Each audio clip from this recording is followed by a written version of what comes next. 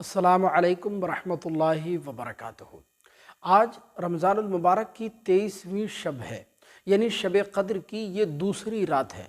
हमारे नबी पाक सल्लल्लाहु अलैहि वसल्लम ने इरशाद फरमाया कि रमज़ान मुबारक के आखिरी अशरे की ताक रातों में, यानी बेजोड़ रातों में शब क़द्र को तलाश किया करो। वो 21वीं हो सकती है, 23वीं, 25वीं, 27वीं या 29वीं। इन बेजोड़ रातों में से कोई भी एक रात शब क़द्र हो सकती है। लिहाजा उन बेजोड़ रातों में से आज शब क़द्र की ये दूसरी रात यानी रमज़ान की 23वीं शब है। लिहाजा रमज़ान मुबारक की इस 23वीं शब यानी शब क़द्र की इस दूसरी रात की एक बहुत छोटी सी इबादत आज मैं आपको बताना चाहता हूँ। ये इबादत आपको आज रात लाजमी करनी है, ज़रूर करनी है, क्योंकि ये इबादत ऐसी ज़बरदस्त इबादत है, इसके करने से अल्लाह तबारक व तआला का न सिर्फ क़ुर्ब नसीब होता है, न सिर्फ अल्लाह तबारक व तआला राज़ी होता है, बल्कि इसके करने वाले पर अल्लाह अज़्ज़ा व जल बेशुमार बरकतें, रहमतें नाजिल फरमाता है और इसके करने वाले की तमाम जायज़ मुरादें, जायज़ तमन्नाएँ अल्लाह अज़्ज़ा व जल पूरी फरमा देता है, उसके गुनाहों को बख्श देता है इस इबादत के सदक़े में। इसलिए इस इबादत को आज रात आपको लाज़मी करना है। इसके करने का तरीक़ा क्या है? तो इसके करने का तरीक़ा यह है कि आज रात को नमाज तरावीह के बाद आपको 4 रकात नफिल नमाज पढ़नी है, 2-2 रकात करके, यानी पहले 2 रकात की नियत पढ़नी है, सलाम फिरने के बाद फिर 2 रकात की नियत बांधनी है। और उसके पढ़ने का तरीक़ा यह है कि आप नियत बांधेंगे जैसे नफिल नमाज की नियत बांधते हैं।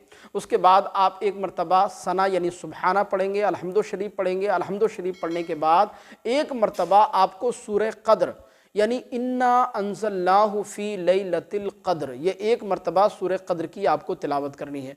सूरह क़द्र अगर आपको याद ना हो तो आपके मोबाइल स्क्रीन पर नज़र आ रही होगी, वीडियो को रोक कर आप बेहतर है कि इसको आप याद कर लें। एक मरतबा सूरह क़द्र की आपको तिलावत करनी है और उसके बाद 3 मरतबा आपको सूरह इख़लास यानी कुल हुवल्लाह शरीफ की तिलावत करनी है और फिर सलाम फिर देना है। फिर दूसरी 2 रकात है वो भी आपको इसी तरीक़े से पढ़नी है।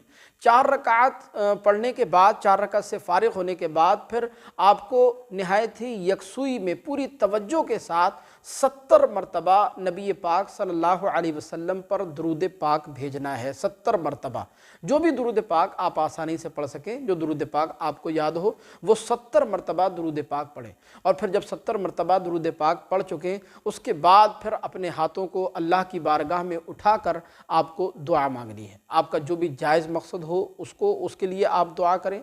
अपने बाल बच्चों की कामयाबी के लिए दुआ करें।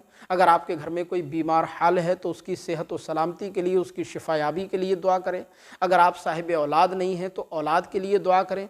अगर आपका कारोबार नहीं चल रहा तो कारोबार की तरक्की और बरकत के लिए आप दुआ करें। बहरहाल जो भी आपका जायज़ मकसद हो, या अगर अभी तक आपकी शादी नहीं हुई तो उसके लिए, बेहतर रिश्ते के लिए आप दुआ करें। जो भी आपका जायज़ मकसद हो उसके लिए दुआ करें। आप अपने गुनाहों की माफ़ी तलाफ़ी के लिए दुआ करें।